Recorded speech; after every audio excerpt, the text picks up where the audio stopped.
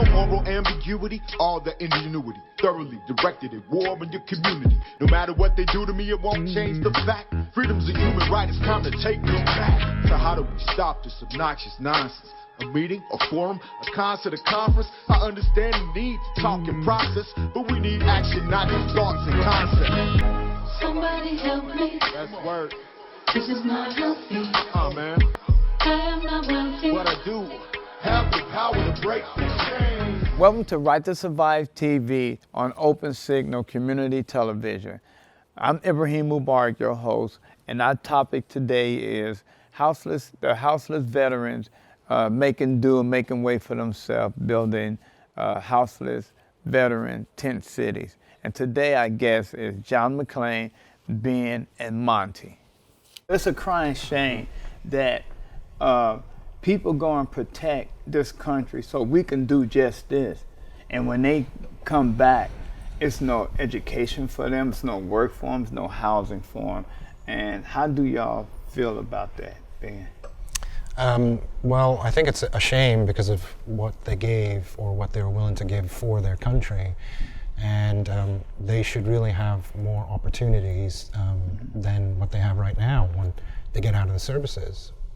Okay, and then can you give your name and explain what you did, what services you was in, and where you come from? Well, my name's Ben Mather. I'm a civilian volunteer with Bravo Base and the administrator for Veteran Village. Okay, and Monty? My name's Monty Zender. I am VOP, which is Veterans on Patrol. We're Overwatch over Bravo Base Camp Conklin, and I'm also Veteran Village Commander. Okay, and I'm Pastor John McClain, and I am the pastor of Veteran Rescue Mission, and I'm also the camp chaplain at Bravo Base Camp Conklin. Mm-hmm. And can we go to the video that's going to be shown behind us so everybody can see what you all constructed in Tucson, Arizona? My name is Louis Arthur. I'm with Veterans on Patrol, and we're about to give you a tour at Bravo Base Camp Conklin. Now, if you look over here, Bravo Base Camp Conklin is actually named after one of the veterans we lost to suicide. His name was Brennan Conklin. He was Army. The Durham VA failed to take care of this young man, and he took his life after fighting for our country. Kyle Barty is his mom. Veterans on Patrol works with Gold Star moms who've lost their sons and daughters to suicide. They come out to help us stop other moms from experiencing their pain. And as everyone tries to fight over black, white, blue lives matters, we always use veteran lives matters because a veteran is black, white, brown, yellow, Christian, Muslim, atheist, Jew, Republican, Democrat, Independent, Conservative, doesn't matter. A veteran represents every single American. And so if we figure if we start with taking care of the ones we're sending off to these wars, then it'll help every community where you have true freedom. And with that true freedom, you have the opportunity to exercise your own liberty to choose your own path. All the homeless in this camp on this property, we want them to be self-sufficient, and we want them to be able to run their own camp. There are civilians and veterans in this camp, and they're all treated the same, and they're all loved the same. But the veterans are going to be in charge, and the veterans are going to run our program because it's designed for veterans themselves. The unique part about our program is we're the only shelter in the nation that actually pushes back against the pharmaceutical industry. This is Dr. Carol Hendricks of Healing Arizona Veterans. Hello. She's my neurologist and everyone else's neurologist around here because she's the only brain doctor we trust. She will give you a brief relay on Patriot Clinics and what she does real quick. My purpose here is to help screen veterans for any kind of traumatic brain injury or toxic brain injury. I work with military veterans who've been exposed to repeated blast injury, toxins such as burn pits, anthrax vaccine, mefloquine, even ammunition can give you heavy metal poisoning. So I evaluate people, try to sort that out, and then work with non-medication strategies to help them heal. My main focus is hyperbaric oxygen therapy. Hyperbaric oxygen therapy helps to promote brain healing and detoxification. Well, we've established a nonprofit called Healing Arizona Veterans, and we try to look for funding to sponsor the veterans for treatment. We've also had a lot of help from America's Mighty Warriors sponsoring some of the veterans. And again, we're hoping to have a private-public partnership to help sponsor more of the veterans. The Veterans decided here that they had a camp chaplain. His name was Pastor John McLean. Built this chapel for him. You want to come through? They have services on Monday. This is your male barracks. This is all men's. And then directly across is the female barracks, which is all females. These tents are equipped with pot-belly stoves, so in the wintertime, they are warm. The homeless veterans we're going to walk through, they built their own shower, okay? And it's really neat on how they took all this stuff and got a few things donated. They actually have hot pressurized water showers so they can shower at this shelter. Everything you see here has been a material donation that we've accepted. Bea here is also a staple. She runs the Southern Arizona Youth for Veterans. She's been with us a long time. And any Vietnam veteran who hasn't had their memorial pin, she runs ceremonies, and she's helped probably over 30 homeless veterans just from our camp receive their Vietnam Memorial Service pin that they never got. And Mama V is someone who loves everyone, and these are the people that we want you to meet. Juan comes and provides free haircuts for all the homeless. He doesn't get paid, and he actually got punished, and they were trying to punish him for providing free haircuts for the poor, but Governor Ducey stepped in, and he held the cosmetology board's feet to the fire. He threw them under the bus. There's no reason why that young man, regardless of his past, who's doing the right thing and coming out to help the poor, should be penalized because he was providing free haircuts. He has his own barbershop here at Camp Conklin.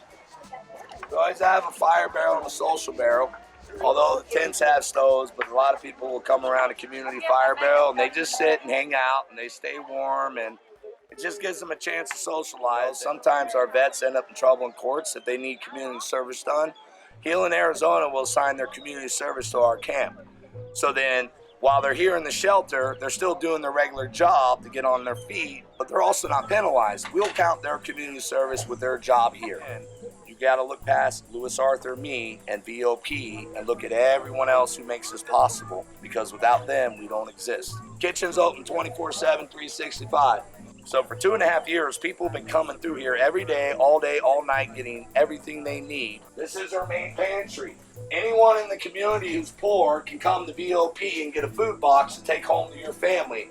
We're a 24/7 pantry. We'll give you whatever you need that we have. No reason why you should be in America and be hungry. I'm gonna hand you over to one of my volunteers, Alan Argerbyte. He is a Purple Heart combat veteran. The business owner has taken on VOP and our volunteers to help fix his business. He's going to take over. Tyler, right here. This is the owner's son who's come in to help for HMS. If you guys can give her a quick tour. We support them via, we give them the land, we give them the water, we give them the electric, we give them a place to, call their own.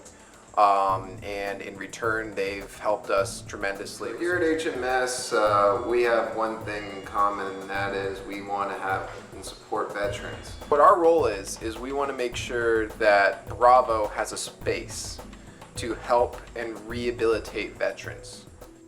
Now in the clip, we saw a number of tents, each for different purposes. Who is in charge of maintaining them in the grounds?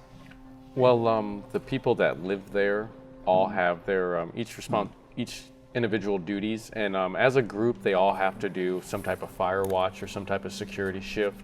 But then individually, they usually either choose a particular department or a particular task, or they're guided to it, whether it's working in the kitchen or working in the supplies. And actually, I'll let Ben elaborate more because he was commander of Bravo Base at one time.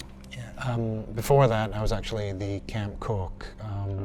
The job wasn't assigned to me, but as John said, some people are just naturally gravitate towards one task or another.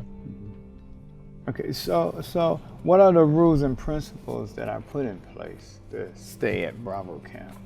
Well, we tell them basically when we intake them, if they're a veteran, they're always welcome. So there's no special circumstances in staying at the camp. We ask that they have no drugs and alcohol on the property. But we tell them if you want to go somewhere and do whatever you want to do. That's fine. Just when you come back, don't be, you know, a disturbance to people. But it's you know, about as close to you know, a low demand shelter as we have in Tucson. So there's really not many rules that we put on people. It's just kind of just basically don't steal and don't fight and don't be a disturbance to your neighbors. Okay. And Monty, why a veterans camp? Why not live in different tent cities, but why a camp specifically for veterans? Me personally, I feel that the veterans, they're more likely not to ask for help because of the pride thing. I think that has a lot to do with it. And then just to add on to that, for, you know, the houseless population as a whole, and particularly veterans, especially you saw the setup that we have, that's very comfortable to us. Usually we were staying in a tent prior to even moving into the camp, so that transition's a lot smoother than going to a shelter site with a whole bunch of bunk beds in the room, or going to one of these other facilities that there's a real quick jump from living in a wash or living in obscurity to living in what, you know, modern society. So a lot of veterans have what, PSD or post-traumatic PTS, whatever you PTSD. Yeah. PTSD. Okay, and putting them in a veterans camp like this, does it make them more comfortable or feel more free than putting them in a shelter with bunk beds and stuff? Well, I think so. I mean, most shelters you have to check in at 10 o'clock at night, and you have to leave at 6 a.m. in the morning, and all these other kind of things. But with our camp, you can come and go as you please, 24 hours a day. You know, except for, you know, when your shift would be or when your duties are there. And there's a sense of freedom that doesn't exist with the other type of shelters. But for me, more than that, it's like it's a second home. You know, there's not too many places that you can say, like, no matter what's going on in my life, if stuff hits the fan, if my wife kicks me out, if I really don't have any other options, I have somewhere to go that feels like home. And, you know, Bravo Base has been that for me. And I think, you know, because there is this fraternity, this community of other veterans, and whether I like it or not, I actually feel more comfortable around veterans because there's a, you know, level of understanding that most veterans have. When I was there, they didn't show this in the video, but it was another person I met, I forgot her name, that she makes sure the veterans got all their benefits coming to them, and people with their suffering problems and stuff. Because the biggest thing I saw when I came to Bravo Camp Conklin was a big blue sign that had 22 veterans per day are committing suicide. Yeah. So how do y'all have any of this trauma or any of this in a situation that's there at Bravo Camp? Regularly. I mean, that's part of one of the programs that Bravo Base does is suicide prevention. So regularly we have phone calls from people that are part of what we call our VOP family, that are guys that used to stay at the camp or moved into their apartment. They're having a hard time coping with it, so we'll have them either come back to the camp, stay with us for a while, or we'll go over to their house and spend a little bit more time with them. But certainly this has been what we've hoped, this community for veterans, at least the veterans that go through our program, to go to and when they're feeling hopeless. Where does the support come from, Monty? It's all monetary donations. They don't take any cash at all. They will accept fuel cards, but that's it. It's all donations. So who pays the electric? Do you have the electric, the water, the heat? Well, the business that allows us to actually use the land and is the neighboring company. It's called HMS Fasteners, and they sell bolts and fasteners and such. And they let us use the land for free. They let us use their water for free. They let us use their electricity for free. And that relationship exists for almost 3 years. Okay. So, and the owner of that or the manager is a Purple Heart veteran?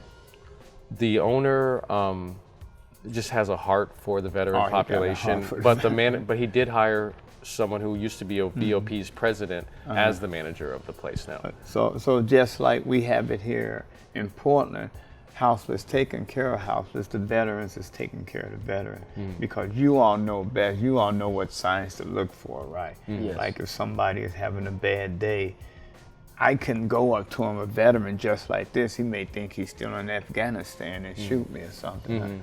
You sure? Yeah, and I think, I mean, you saw when you were at Bravo Base, we had, you know, yeah, one there or was two a guy people following that, me around yeah. and I had to, hey man, step back, you know. I do believe I had to escort one Yeah, away. you escort them away from me. Yeah, so it's not dangerous. It's just how you dress, I think. I know to dress in fatigues next time. Okay. I got your back. You got my back. What keeps Bravo Camp Conklin running? And in doing that, can you give the audience why you call it Bravo Camp Conklin?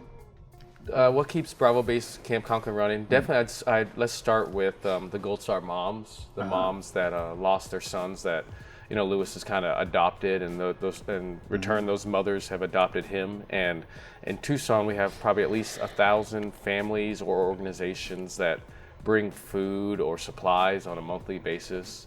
So it's, I mean, I think it's a matching of a real compassionate community along with really staying true to making sure that we're helping people with the stuff that we're getting. It's not just getting warehoused. And what was the second part of that question? Why do you call it Bravo Camp Conklin? Bravo Base, because it was the second of the bases that was created by Veterans on Patrol, and Camp Conklin is named after Brennan Conklin, who committed suicide in 2013, whose mother, Kyle Barty, is kind of like the main Gold Star mom for the camp. And again, when Lisa and I was there, we saw people coming from different parts of the company. And so these are either parents of veterans that died, or parents that's veterans that's in hospital, or parents that's people that's still in the military that's becoming houseless. And so do y'all have that connection all over the country where they come to that one spot to help the veterans? Well, we've had people from all over the United States, and I mean, in some regards, from all over the world come and stay at the camp. Just because, I mean, much like Portland, there just weren't the services available for veterans in those locations like they are in Tucson. I mean, and Tucson is quickly gaining a reputation for being one of the most veteran-friendly VAs and veteran-friendly service providers.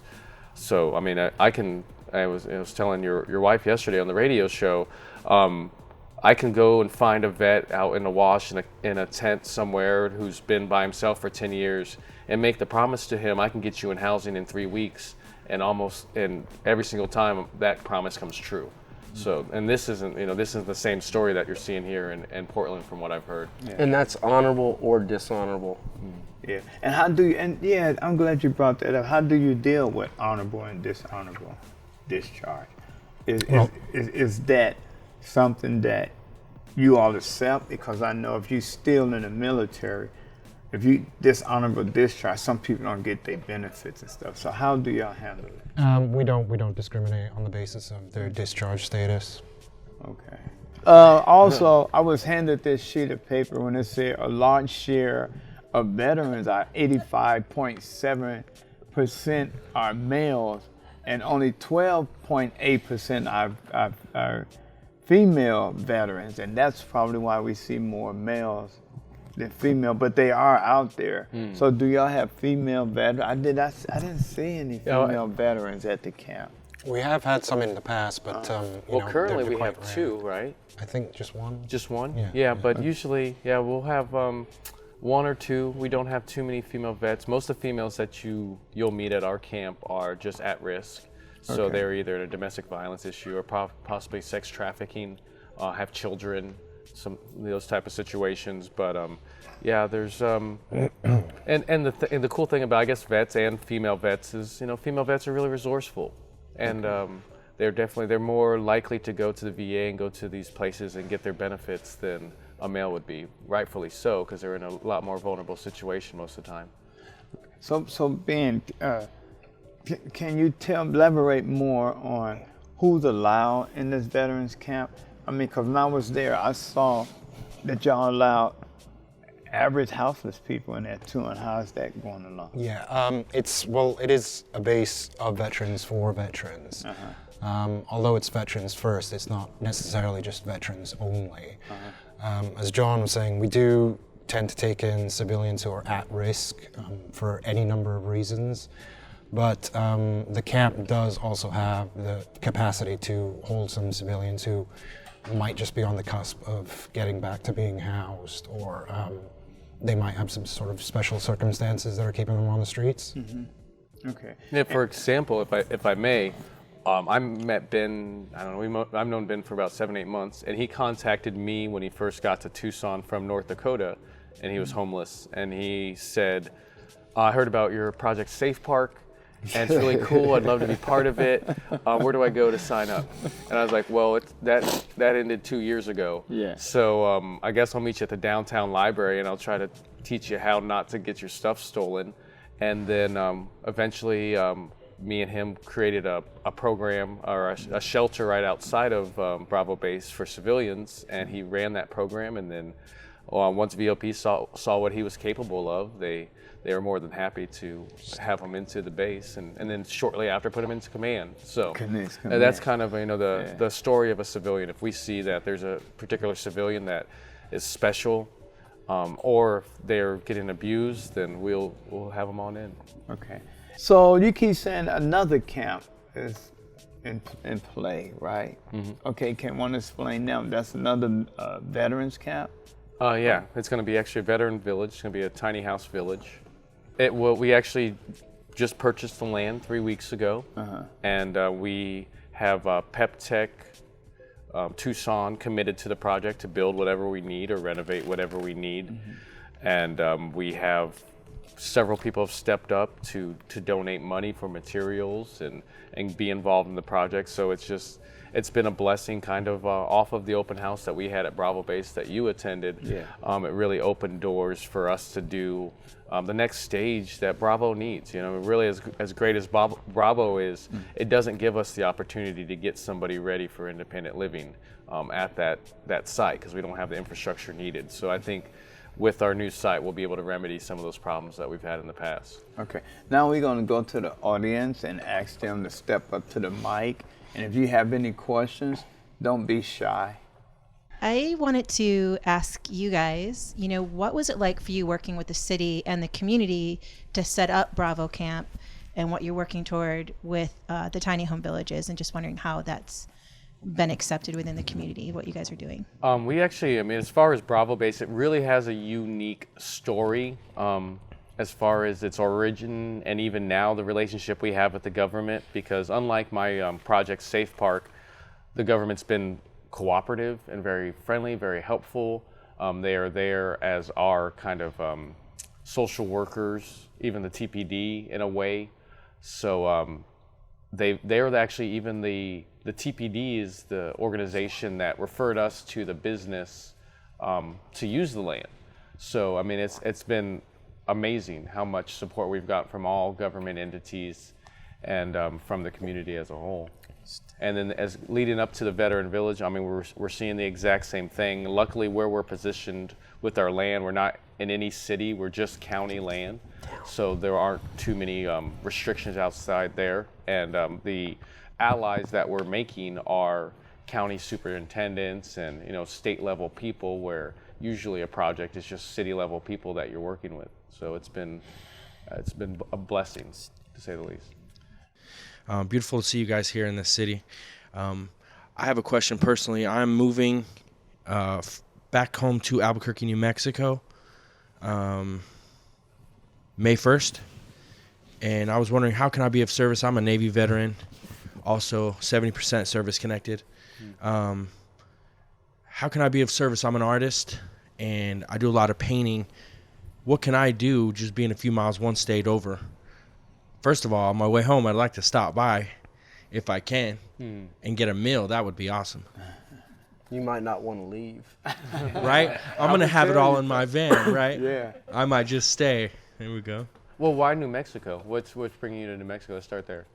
That's where I'm from. Okay. And my family's there. So get back home. Okay. Yeah, it's Oh, I would say definitely the first thing I would do, you know, depending on where your heart is and, you know, what I did is I came up here, I learned from Ebe, I learned from the other people around me, the other people in other states that were doing it, and then I created my own, you know. So you're going to New Mexico, you're going to a new state, a new region, possibly create your own tiny house village or little camp, you know, even if it's just 5 or 10 people that are staying in it, it's one more entity that can join the coalition or the movement as a whole. So I'd say since you're going to New Mexico, instead of trying to add on to what we're doing, let us add on to what you're doing and create your own.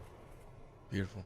So your camp, Bravo, you know, you have the tents there, and then you want to do the tiny houses. Is that going to be like a little stepping stone thing, or is it just going to be individual kind of things, or? What do you mean individual things? Well, like 2 separate camps.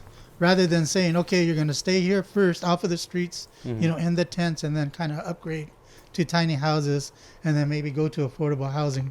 Yeah. You know, some people think it's like that. Or is it just going to be two, you know, you can come in the tiny houses and stay there, or Camp Bravo and stay there and move on. Our hopes in the way that we've designed it, surprisingly enough, last year, the way that we designed it, even before we had the pieces in play, was Bravo Base is that place that we get people off the streets, and not only get them off the streets into a comfortable environment, but Bravo Base has 8 to 10 different type of organizations that come almost every day to get people entered into the system, to get people signed up for their housing voucher. So that's that place that we do that. And once we get a vet that has his housing voucher at the ready, just going to be a couple, 3 weeks for them to inspect and get his apartment ready, we get him over to Veteran Village.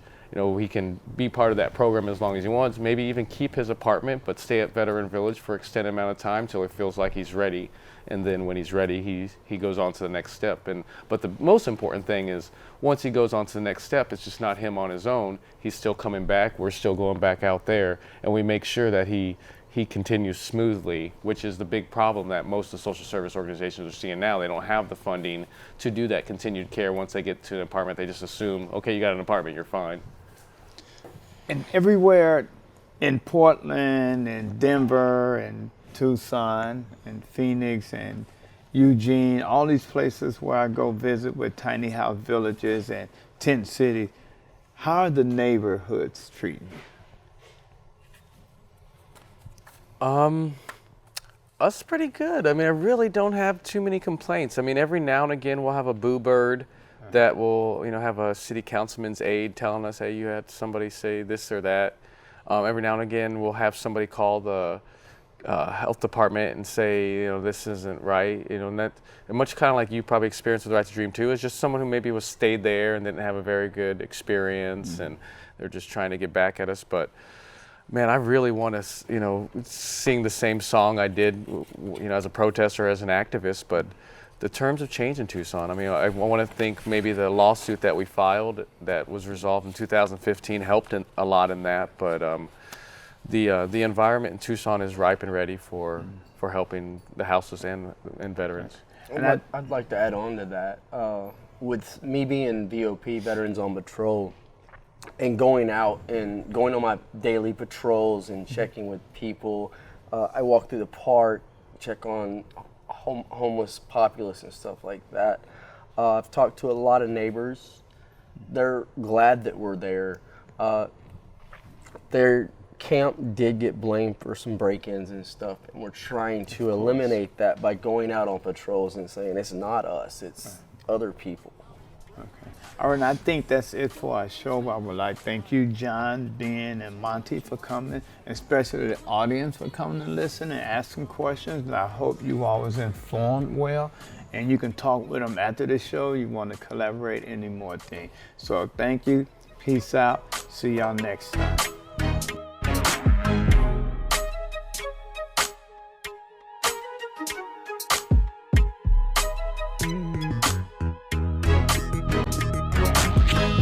Somebody help me.